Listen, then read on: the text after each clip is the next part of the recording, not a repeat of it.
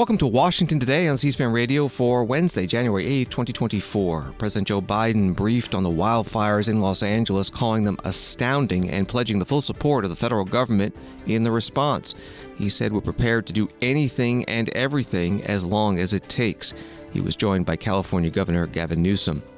President-elect Donald Trump meeting with Senate Republicans in Washington, D.C. to discuss their agenda, from border security and energy promotion to tax cuts and the best way to pass them and get them into law. Leaders of 3 federal agencies appointed by President Biden, who are stepping down with the incoming Trump administration, discuss how policy might change. The agencies are the FTC, CFTC, and CDC. More reaction to President-elect Trump's comments about the U.S. acquiring Greenland, if necessary, by military force. We'll hear from Secretary of State Antony Blinken, Pentagon deputy spokesperson, and the French foreign minister. And the Pentagon also talking about what could be the final meeting this week of the Ukraine Defense Contact Group, the coalition that's been arming Ukraine in its war against Russia's invasion. Los Angeles Times reports more than 1,000 homes, businesses, and other buildings have burned. At least 2 people are dead in wildfires burning across L.A. County, making this one of the most destructive firestorms to hit the region in memory. White House said earlier today, at the president's direction, the Biden-Harris administration has been in constant communication with California Governor Newsom, Los Angeles Mayor Bass, their teams, affected counties, and other local officials throughout the night. Federal government has taken action to support local firefighting efforts. And Governor Gavin Newsom, Democratic California, posting on X, California secured fire management assistance grants from FEMA to help further ensure the availability of vital resources to suppress the Hearst Fire, Eaton Fire, and Palisades Fire.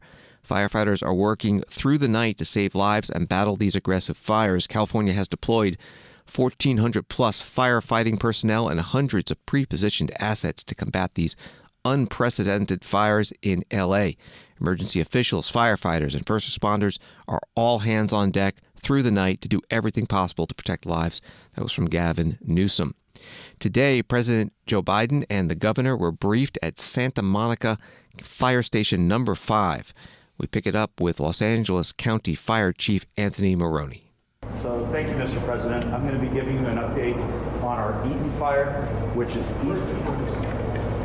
The county starts all the way up in Lancaster and goes all the way down to the Long Beach border. We go from the county line in Ventura all the way out to Pomona, 4,300 acres. So we have a fire east of the Palisades fire that began last night. It's called the Eaton Fire. It's currently 10,600 acres, 0% containment. We have over 750 firefighters on the line. Unfortunately, 2 people have lost their lives. Residents have lost their lives at the Eaton Fire. It's impacting tens of thousands of homes, not only in the city of Pasadena, but also the county area of Altadena. And we're doing our very best. We just had our out-of-state resources arrive from Arizona at the Eaton Fire to assist us. Last night, as the Region 1 coordinator, I contacted the Governor's Office of Emergency Services. We requested 250 additional engines into LA County with 1,000 personnel. We also are using our compacts with other states like Arizona, Nevada, Oregon, and Washington. Firefighters from those regions are on their way down to Los Angeles County right now to assist us. So thank you for your interest. Thank you for your attention.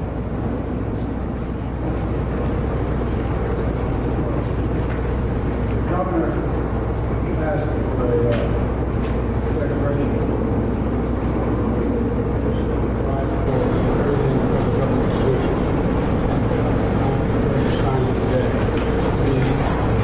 folks, the fact is that I've directed DOD, Department of Defense, to rapidly provide additional firefighting personnel and capabilities. Also, California National Guard is adding 2 modular air firefighting systems. Units and 2 more are being ready for the National Guard, the Nevada National Guard. 4 more are coming from the Northern Command. And 10 Navy helicopters with water delivery buckets are coming down from San Diego. We're prepared to do anything and everything as long as it takes to contain these fires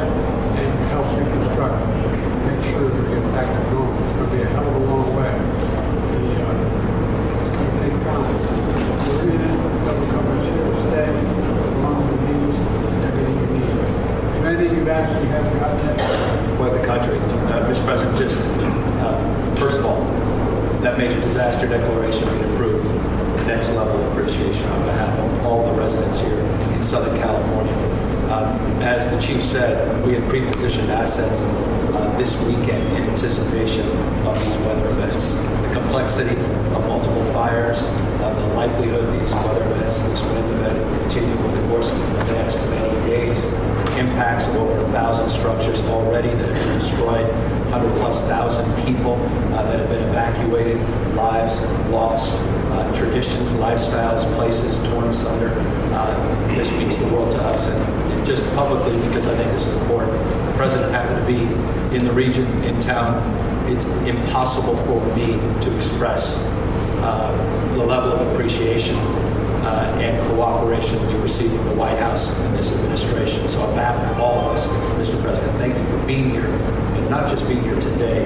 Thank you for being here since the minute of this incident, when there was a 10-acre fire less than 24 or so hours ago. Deep gratitude. It's astounding what's happening. There's only one piece of good news. My son lives out here in Kuwait. They got a notification yesterday that their home was probably burned around. Today, it appears that maybe still standing, we're not sure. But the good news is, I'm a great-grandfather as of today. I was granddaughter. Then I'm a baby girl, a baby boy. So I remember this day for a while. A long recess. Thank you, press.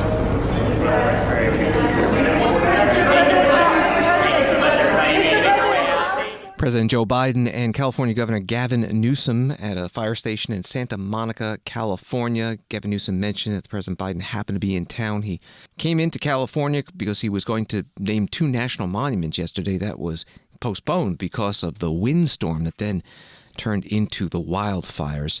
He and First Lady Joe Biden stopped by the hospital before getting this briefing. First Lady posting a photo of the 2 of them holding the baby with the caption, "We are proud to introduce you to our great-grandson, William Brannon Neal IV." On the wildfires, Vice President Kamala Harris, who was a U.S. Senator from California, writing on X, "I am thinking of those impacted by the wildfires in Southern California and praying for the first responders who are taking heroic action to help keep communities safe. Please listen to local officials, evacuate immediately if you are told to do so, and take care of each other." And a spokesperson for her office says her neighborhood in Los Angeles was ordered to evacuate Tuesday night. Nobody was at the house. President-elect Donald Trump has been posting a lot on his Truth Social account today about the wildfires and the response, including this. As of this moment, Gavin Newsom and his Los Angeles crew have contained exactly 0% of the fire. It is burning at levels that even surpassed last night. This is not government. I can't wait till January 20th. And in all caps, President-elect Trump writing, "No water in the fire hydrants, no money in FEMA. This is what Joe Biden is leaving me. Thanks, Joe." President Biden saying he has instructed the Defense Department to provide more help. The Pentagon Deputy Press Secretary Sabrina Singh spoke about this at her news conference at the Pentagon. As you probably just saw, the president, Governor Newsom, and others received a briefing on the devastating wildfires in Southern California, which the department continues to monitor. At the president's direction, the Department of Defense will provide additional firefighting personnel and capabilities. The federal government is working closely with the National Guard, which is deployed under the governor's state of emergency declaration. The California National Guard is adding 2 modular air firefighting system units, and 2 more are being readied by the Nevada National Guard. The Department of Defense has 4 additional MAFs that could be used if needed. Additionally, the department is sending 10 Navy helicopters with water delivery buckets to immediately assist with aerial suppression. The Pentagon Deputy Press Secretary Sabrina Singh opening up her news conference. One of the questions she got was about whether what they're providing is enough. It seems like a slightly anemic amount of federal assets being provided to the largest fire in California history with the commander-in-chief out there. Why not flood the zone, if you will, with more assets? Well, Jen, it's a matter of also can those assets get in the air? And right now, I mean, Cal Fire has some of the best capabilities and equipment to fight fires in California. We can surge assets, and the president has directed this department to bolster whatever California needs. But But we have to work with California. And right now we can't even get assets up in the air because the fires are so bad and because the winds are so bad. So until we can do that, I mean, you're seeing the footage on the ground. I know you're covering it as well.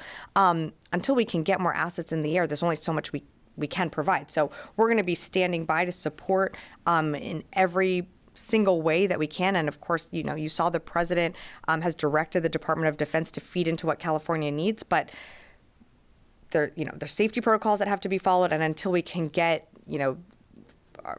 additional air support in the air, we're standing by ready to support California with what it needs. Pentagon Deputy Press Secretary Sabrina Singh at her news conference at the Pentagon. The U.S. House Homeland Security Committee tweeting, the committee is monitoring the horrific wildfires in Los Angeles County as FEMA works to assist the community. Our thoughts and prayers are with those impacted and our brave first responders. Those in the area should remain vigilant and follow evacuation orders from local officials. And Congressman Hakeem Jeffries, Democrat from New York, the minority leader, led off his news conference in Washington talking about the fires. Let me begin by expressing our deepest thoughts and prayers with the people of Los Angeles County who are in the face of a horrific extreme weather event with their lives, property, homes, and families being threatened in a very horrific manner. We are thankful for the service and sacrifice of the firefighters and first responders who are racing toward danger to save the lives of others. It's exactly why we must continue to support our first responders, our public employees, and our government agencies that need to be there in times of need for everyday Americans. House Democrats are prepared to provide any support necessary to this administration, to the state government in California, and to the people of Los Angeles County as they navigate through these tragic fires. The U.S. House Minority Leader Hakeem Jeffries today in Washington, D.C., and Speaker Mike Johnson, Republican from Louisiana, posting on X, our prayers are with the Southern California communities being devastated by major wildfires. We are grateful to the brave firefighters and the emergency crews responding to this disaster. We urge every resident to be safe and listen to your local authorities. Story from The Hill reads that Speaker Johnson did not provide any information about disaster aid amid the California wildfires when asked in the Capitol on Wednesday. We haven't addressed it yet, he said, when asked if the House will move on disaster aid. And one more article about the fires from KTLA TV. Los Angeles Mayor Karen Bass was on her way back to L.A. Wednesday morning as the city remained under siege from several major wildfires. When the first of the wildfires broke out Tuesday, she was thousands of miles away. Bass was part of a delegation to celebrate the inauguration of Ghana President John Mahama. She would also meet with the country's first female vice president. During a press conference Wednesday morning, Bass's deputy chief of staff said the mayor would be on the ground shortly. She said, I want to assure the community and our city our mayor has been actively engaged 100% of the time the entire last 24 hours throughout this unfortunate event and crisis. Mayor Bass received criticism over the timing of her trip from prominent Republicans, as well as Elon Musk and former mayoral candidate Rick Caruso. That was from KTLA TV. This is Washington Today. President-elect Donald Trump is meeting privately tonight with Senate Republicans in Washington, talking about the strategy for passing his agenda, including border security, tax cuts, energy production. And the process expected to be used is called a reconciliation bill, which cannot be filibustered in the Senate, so Republicans could pass it without any Democratic votes. The Senate Majority Leader, John Thune, Republican from South Dakota, spoke about this on the Senate floor today. Republicans in Congress are hard at work preparing to address some key priorities through the budget reconciliation process. We have a lot to do there. To begin with, the border security policies we expect President Trump to implement will need to be fully funded to maximize their effectiveness. Increasing the number of immigrations and customs enforcement officers and Border Patrol agents, increasing detention space, and providing barriers and technology are just some of the resources needed to secure the border. Mr. President, border security is one key part of providing for our national security. Investing in our military is another. And we're working on investing in improvements to military readiness that will help restore American strength so that we can deter, our adversaries and keep the peace. We're also going to invest in American energy dominance. Energy security plays a key role in our national security, and Republicans plan to use budget reconciliation to help advance American energy production. Another priority is extending the tax relief that Republicans delivered during the first Trump administration. These pro-growth policies put more money in Americans' pockets and help deliver a strong economy before the pandemic, and we need to extend them to protect our economy and the American people from a $4 trillion tax hike next year. Mr. President, this is just the start. We have a lot of work to do, but the American people have chosen the right team to get it done. The Senate Majority Leader John Thune, Republican from South Dakota, on the Senate floor. The Senate Minority Leader Chuck Schumer, Democrat from New York, also spoke today on the floor about President Trump's meeting with the Senate Republicans. Today, President-elect Donald Trump comes to the Capitol to meet with Senate Republicans. We expect they will talk about their first order of business when they assume full control of government. And what is the Republicans' first order of business going to be? Will it be helping working people, as Donald Trump promised on the campaign trail? Will it be increasing paychecks or strengthening workers' rights or making health care more affordable? Will it be investing in more American manufacturing jobs like Democrats did 3 years ago?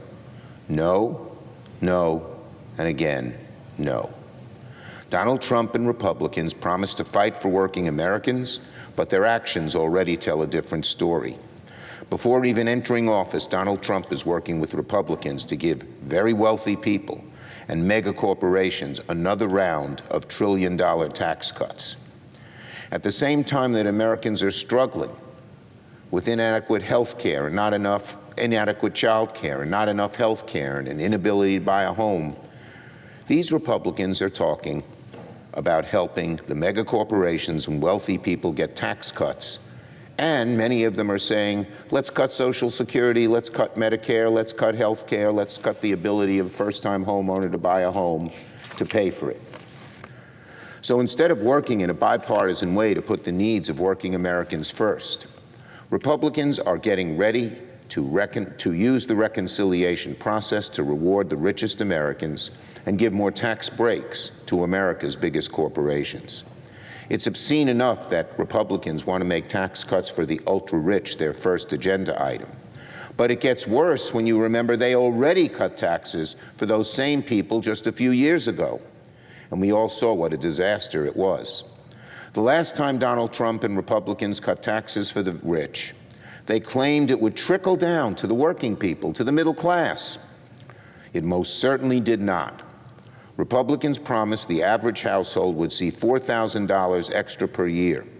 But in fact, real median wages grew less than half of a percent. Less than half of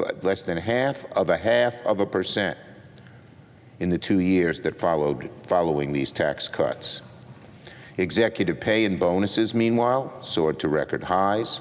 Stock buybacks, which only reward shareholders, hit a record in 2018.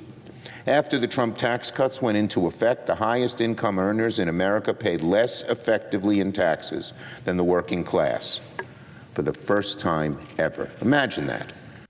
Senate Minority Leader Chuck Schumer, Democrat from New York, on the Senate floor.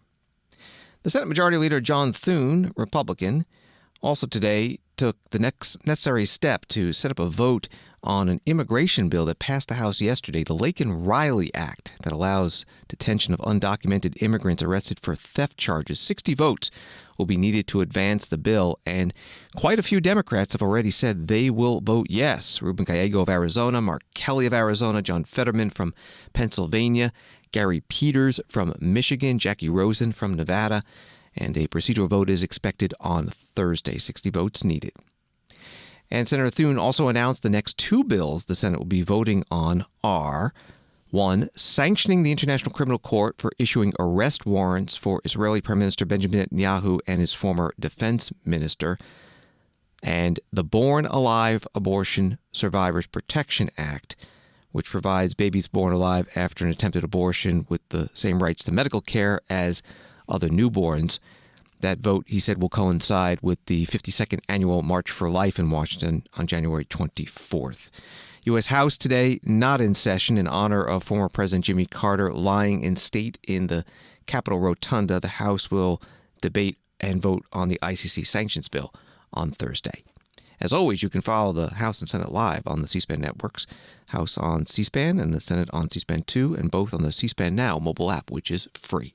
3 federal agency heads who will be leaving when President Trump takes office this month were at events in Washington on what they have accomplished and how things might change with the new administration. Those agencies are the Federal Trade Commission, Commodity Futures Trading Commission, and Centers for Disease Control and Prevention.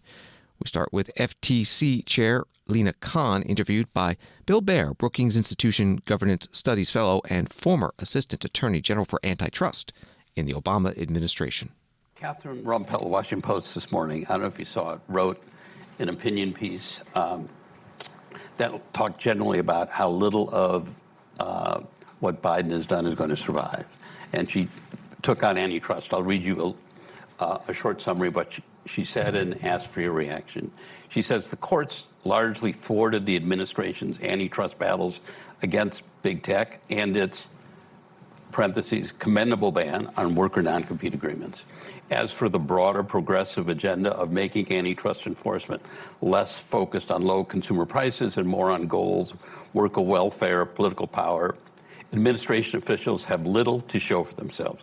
To wit, the fate of any ongoing tech cases will soon be in the hands of the Trump administration, whose top advisors include tech billionaires. I believe you addressed some of this yesterday on CNBC, but give us your reactions. Well, look, it's important to have your analysis closely correspond to the facts and what's actually happened in the courts. And, I rattled off a dozen instances where the courts have actually fully vindicated what the agencies have been doing. The DOJ won a major monopolization lawsuit against Google that's now proceeded to the remedies phase. And so I think we've kind of racked up pretty significant wins with the courts embracing a lot of what we have put forward. Of course, there have been... Object to largely thwarted. I think the facts contradict that entirely. I do think that there is going to be an open question about what do the next few years look like.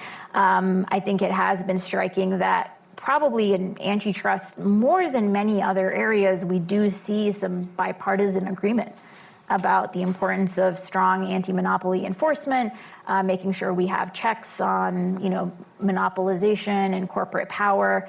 What that commitment looks like at a higher level as translated into specific enforcement choices and specific policy decisions, we'll have to wait and see.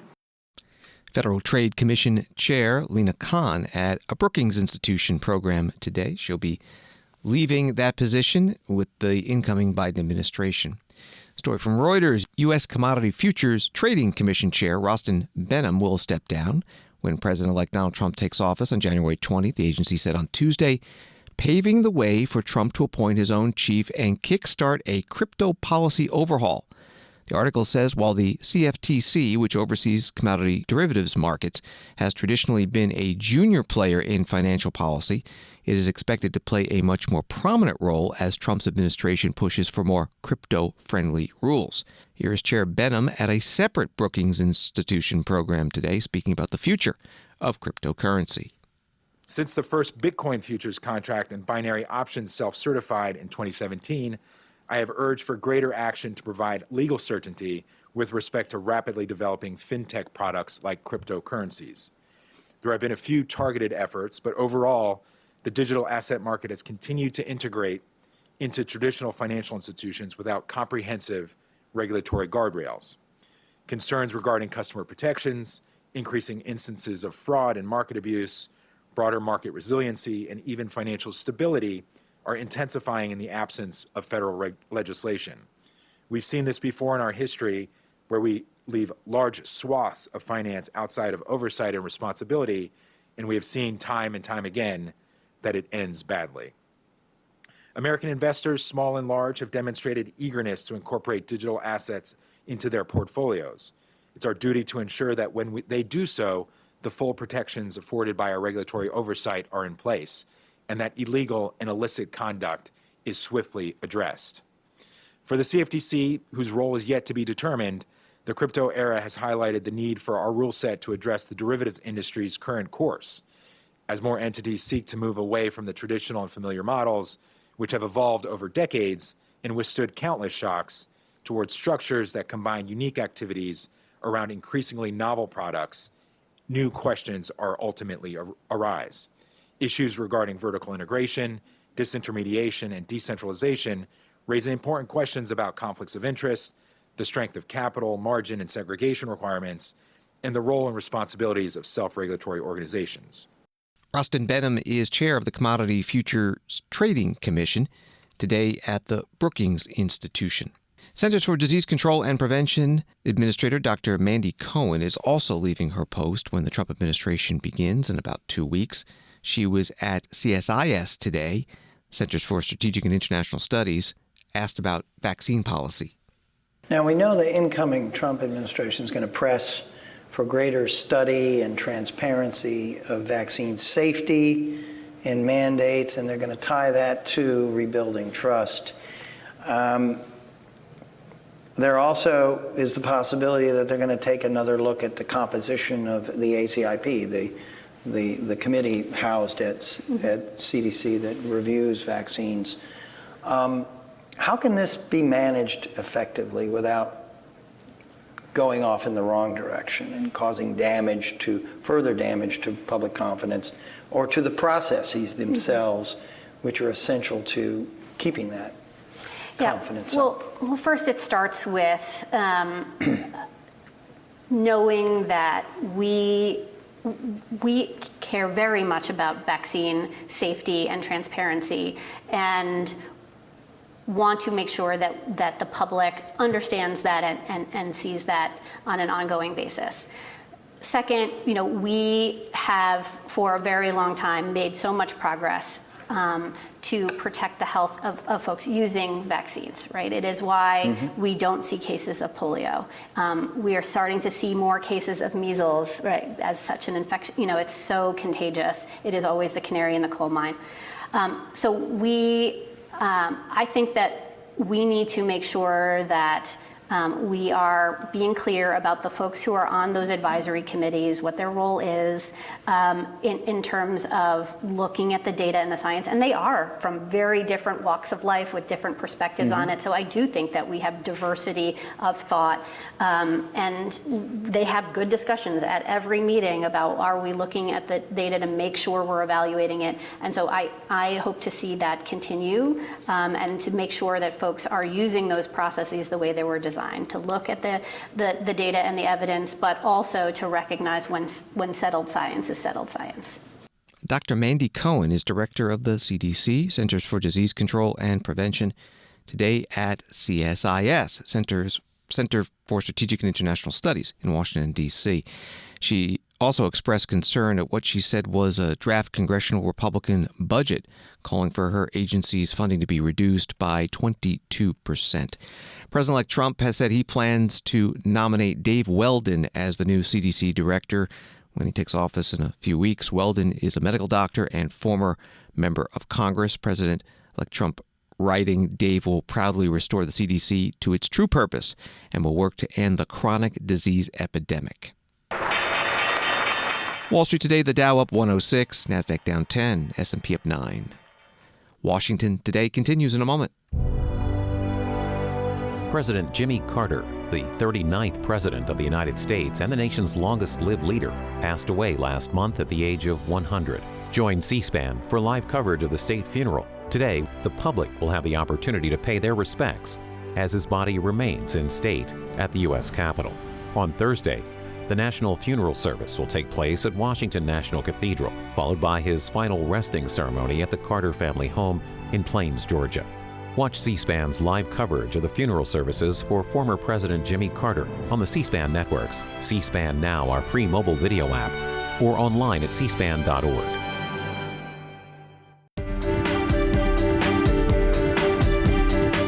Welcome back to Washington Today, available as a podcast on the free C-SPAN Now mobile app and wherever you get your podcasts.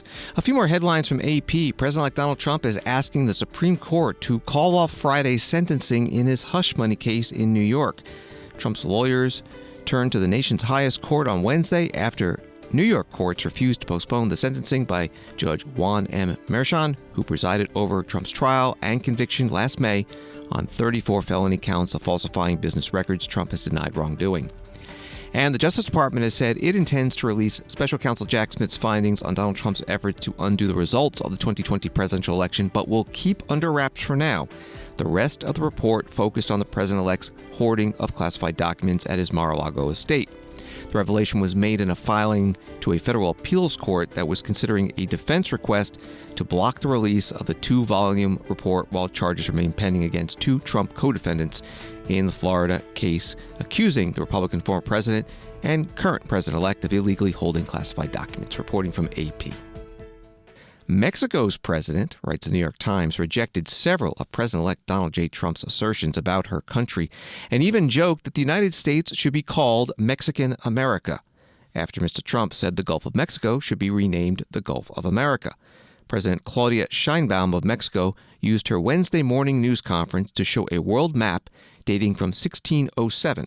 The map labeled North America as Mexican America and already identified the Gulf of Mexico as such 169 years before the United States was founded. That was from the New York Times. Here's a bit of that news conference. It was posted by Midas Touch Network, and the English interpretation, the network says, provided by AI. Obviously, Gulf of Mexico is a name recognized by the United Nations. It's an organization of the United Nations, but the next question is, why don't we call it Mexican America? It sounds nice, doesn't it? Right. Since 1607, the Apatzingan Constitution referred to it as Mexican America. So, let's call it Mexican America. It sounds nice, doesn't it? And Gulf of Mexico, well, you see, since 1607, and it's also recognized internationally. Well, historically speaking, because as you might know, I know they're going to ask me. I think that yesterday, President Trump, they misinformed President Trump, with all due respect, because I believe they told him that Felipe Calderon and Garcia Luna were still in power in Mexico. Mexican President Claudia Sheinbaum at a news conference in Mexico City. Again, the English interpretation provided by AI as posted by Midas Touch Network. From Associated Press, outgoing U.S. Secretary of State Antony Blinken is advising the world not to waste a lot of time on what President-elect Donald Trump has been saying about Greenland. Trump made clear again this week he'd like the semi-autonomous territory of Denmark to come under U.S. control and said he would not rule out the use of military force to make that happen. Trump said we need Greenland for national security purposes, but Blinken said Wednesday that the incoming president's ambitions are unlikely to amount to anything more than talk. That was from Associated Press. Secretary Blinken spoke at a joint news conference in Paris, France, with the French foreign minister. One of the basic propositions we brought to our work over the last 4 years is that we're stronger, we're more effective, we get better results when we're working closely with our allies, not saying or doing things that may alienate them.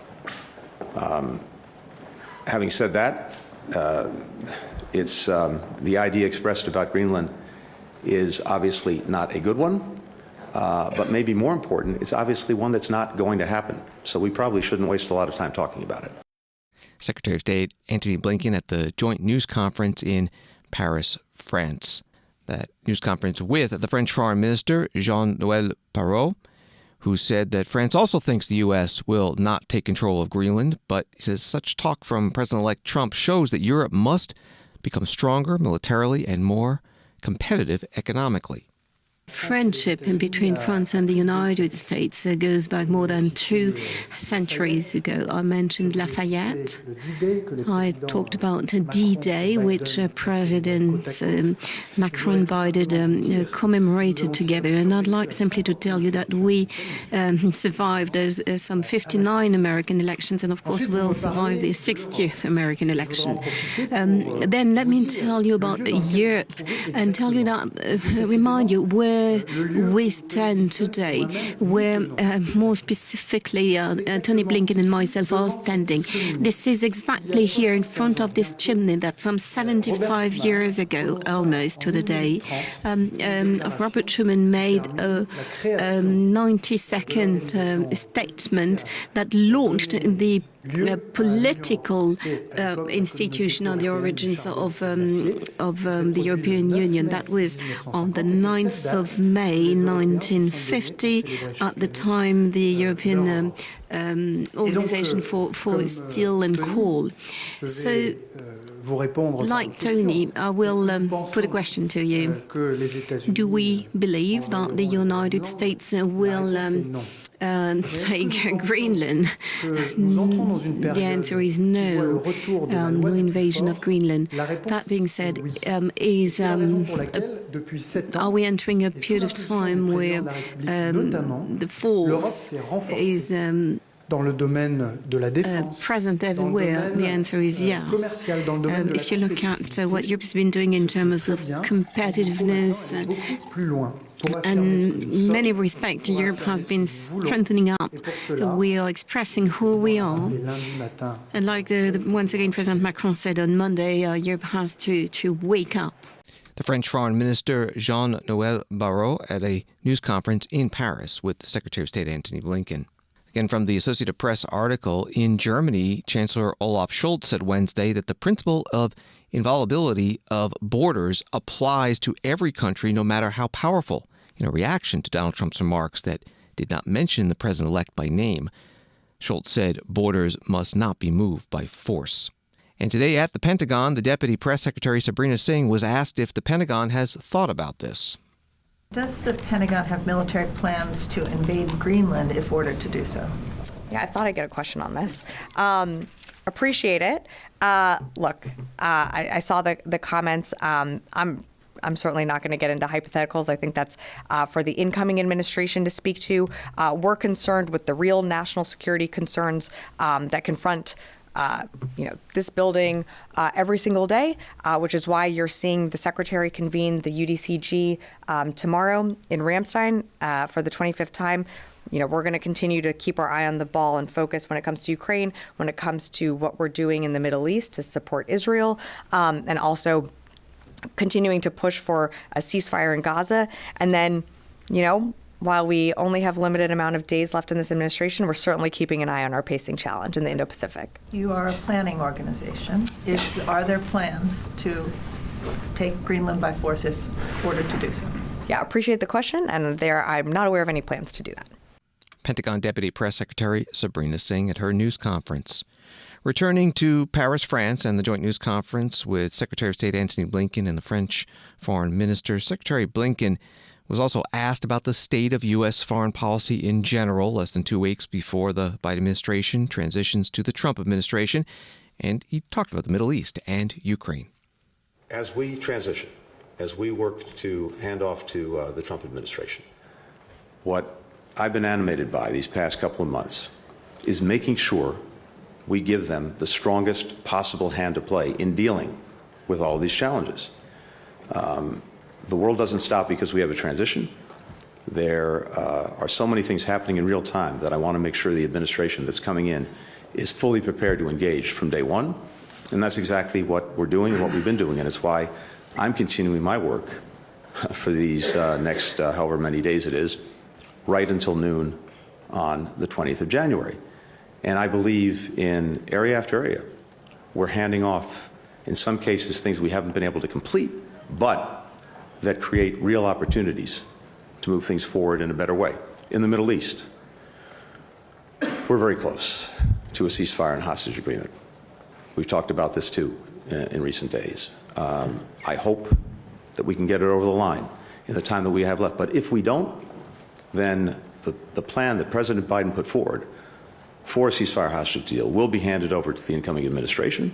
And I believe that when we get that deal, and we'll get it, it'll be on the basis of the plan that President Biden put before the world back in May.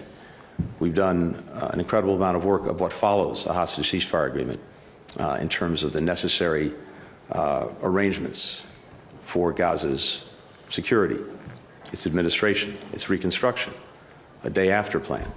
We talked about this with the foreign minister as well. There too, we're ready to hand that over to the administration so it can work on it and run with it when the opportunity is there.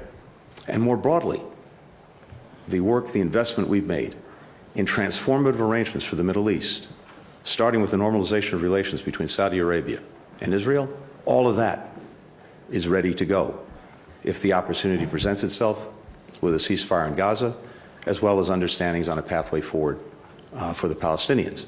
So there's tremendous opportunity there. Similarly, with Ukraine, everything we've done to make sure that Ukraine would survive, and not only survive, have an opportunity to thrive in the future, is ready to be carried forward.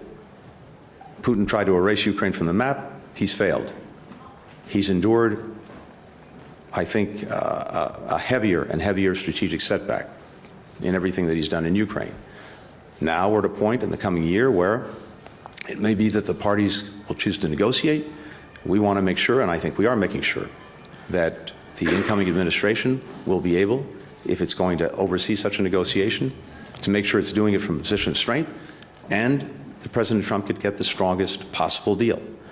I can go down the list, but the point is this. We're handing over a lot of positive opportunities, initiatives, work, and if the next administration chooses to carry it forward, I think that will be clearly in the interests of the United States.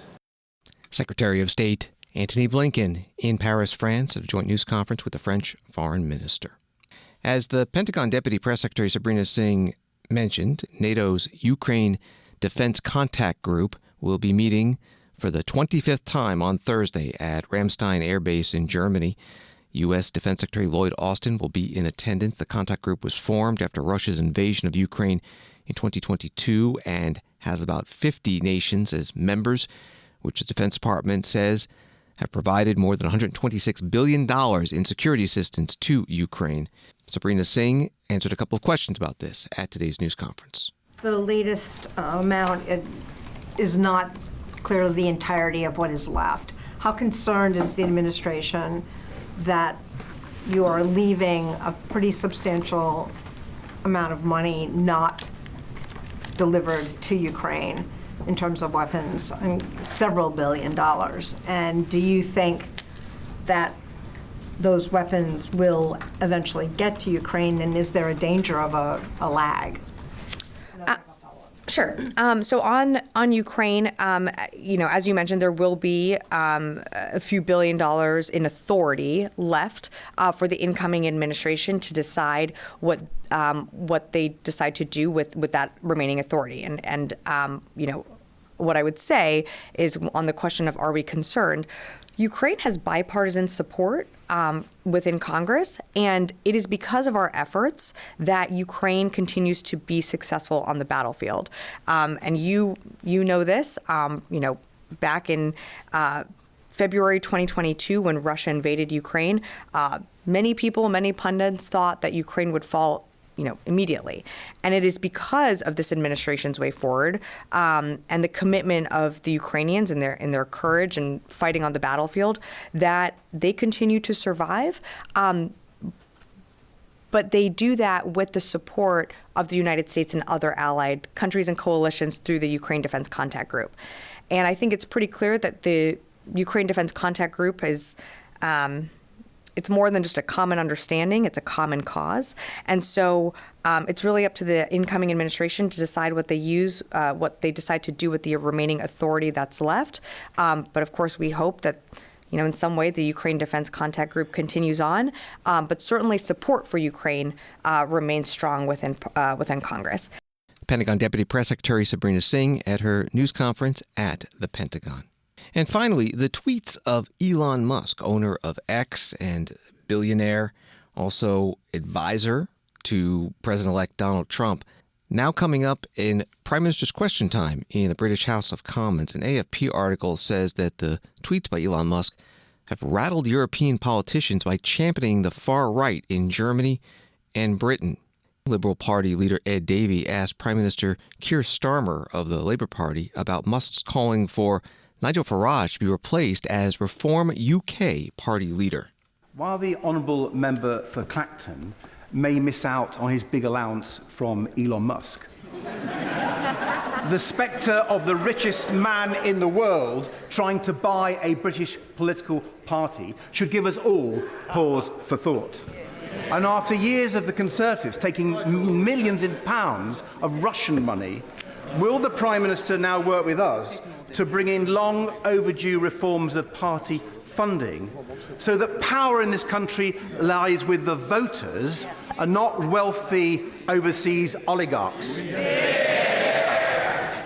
I think we all had a smile on Sunday when the honourable member said how cool it was to have the support of Musk, only for Musk to say he should be removed. Just a few hours later, that's the rough and tough of politics. And of course, we're looking at the question of funding more generally. Prime Minister of Great Britain Keir Starmer, Labour Party leader, questioned by the Liberal Party leader Ed Davey during Prime Minister's Questions, British House of Commons in London today. Member of Parliament Nigel Farage was there watching it all. Another topic raised by Elon Musk also came up today during Prime Minister's Questions. Political Europe writes, after a week dominated by ex-owner Elon Musk tweeting inflammatory comments about the British state's failure to tackle the sexual exploitation of vulnerable young women by predominantly South Asian gangs, Conservative leader Kemi Badenoch pressed Prime Minister Keir Starmer on why the government won't hold a fresh national inquiry into the issue. You can find the full video of PMQ, Prime Minister's Questions, at our video library, cspan.org. And thanks for listening to Washington Today. Sign up for C-SPAN's free evening newsletter Word for Word and get the stories making headlines in Washington emailed to you every day. Subscribe at cspan.org/connect. Have a good night.